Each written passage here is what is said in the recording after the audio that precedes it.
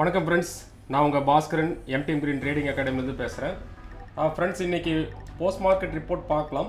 Budget டே event இன்றைக்கி எப்படி market வந்து எடுத்துக்கிட்டாங்க அப்படின்னு நம்ம பார்க்கலாம். மார்க்கெட் வந்து மார்னிங் ஒரு 1 hour வந்து சைட்வேல தான் இருந்துச்சு.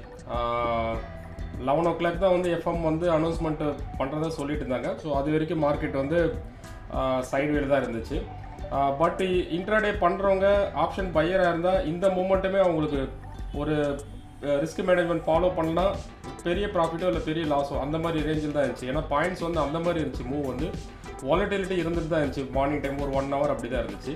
அதுக்கப்புறம் அனௌன்ஸ்மெண்ட் வர மார்க்கெட் அது பாசிட்டிவாக அக்செப்ட் பண்ணி ஒரு ஹையர் லெவல் வந்து வந்துச்சு. பட் நம்ம அடிக்கடி சொல்லுவோம், ரவுண்ட் ஃபிகர் எப்போவுமே வந்து பாருங்கள், அதுவே வந்து ஒரு ரெசிஸ்டன்ஸாவோ சப்போர்ட்டாவோ வந்து மாறும் அப்படின்ட்டு அடிக்கடி சொல்லுவோம்.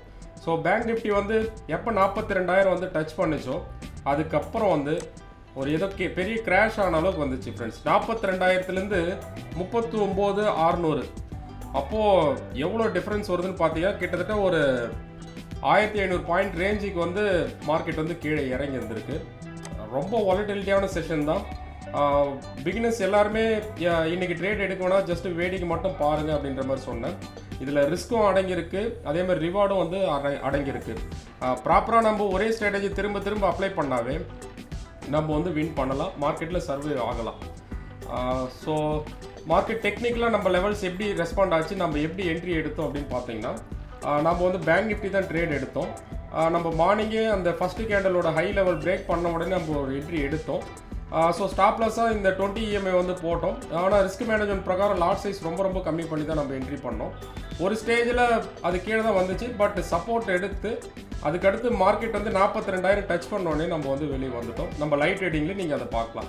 இந்த புட் சைடு வந்து நம்ம வந்து எடுக்கல ஃப்ரெண்ட்ஸ். எப்போவுமே நான் அடிக்கடி சொல்வேன், இந்த மாதிரி ஈவெண்ட் டேஸ்லலாம் ஒரே டைரெக்ஷனே நம்ம முடிவு பண்ணிட்டு எடுக்கணும். அப்புறம் பெரிய ஃபால் வர நான் லாஸ்ட்டில் மட்டும் ஒரு சின்ன ஸ்கேல்பிங் பண்ணேன். பட் நான் புட் சைடுக்கு மார்னிங்லலாம் நான் தயாராகவே இல்லை. ஃபால் வந்து சிபிஆரும் உடச்சிட்டதுக்கு அப்புறம் தான் டவுன் சைடுக்கு நான் ஒரு ஸ்கேல்பிங் வந்து பண்ணேன். ஸோ இன்றைக்கி நம்ம எடுத்த ட்ரேட்ஸ் வந்து நீங்கள் பார்க்கலாம், நம்ம எடுத்த ப்ராஃபிட்ஸும் நீங்கள் வந்து பார்க்கலாம். அதே மாதிரி நம்ம ட்ரேட் எடுத்து எவ்வளோ நேரம் வெயிட் பண்ணோம் அப்படின்றத நீங்கள் வந்து பார்க்கலாம் ஃப்ரெண்ட்ஸ். ஸோ இந்த வீடியோ உங்களுக்கு யூஸ்ஃபுல்லாக இருக்குன்னு நான் நம்புகிறேன். இந்த வீடியோ உங்களுக்கு பிடிச்சிருந்தால் லைக் பண்ணுங்கள், கமெண்ட் பண்ணுங்கள், சப்ஸ்கிரைப் பண்ணுங்கள். Thank you friends.